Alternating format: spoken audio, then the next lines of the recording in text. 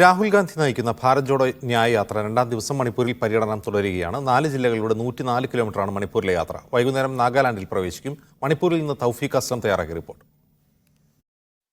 രാഹുൽ ഗാന്ധിയുടെ ഭാരത് ജോഡോ യാത്ര മണിപ്പൂരിലെ കാൻകോപ്പിയിലാണ് ഇപ്പോൾ എത്തി നിൽക്കുന്നത്. വലിയ രീതിയിലുള്ള ഒരു സ്വീകരണമാണ് രാഹുൽ ഗാന്ധിക്ക് മണിപ്പൂരിന്റെ വിവിധ ഇടങ്ങളിൽ ഇപ്പോൾ ലഭിച്ചുകൊണ്ടിരിക്കുന്നത്. ആളുകൾ വലിയ രീതിയിൽ കൂട്ടത്തോടെ രാഹുൽ ഗാന്ധിയെ കാണാനായി റോഡിന്റെ ഇരുവശങ്ങളിലും തടിച്ചുകൂടിയിരിക്കുകയാണ്. രാഹുൽ ആളുകളുമായി സംസാരിക്കുന്നുണ്ട്, അവരെ കൈവീശി കാണിക്കുകയും അവർക്ക് ഹസ്തദാനം നൽകുകയും എല്ലാം ചെയ്യുന്നുണ്ട്. വലിയ രീതിയിലുള്ള ഒരു സ്വീകരണം മണിപ്പൂരിന്റെ വിവിധ ഇടങ്ങളിൽ രാഹുൽ ഗാന്ധിക്ക് ലഭിക്കുന്നു എന്നുള്ളത് തന്നെയാണ് ഈ യാത്രയുടെ ഏറ്റവും പ്രധാനപ്പെട്ട കാര്യം.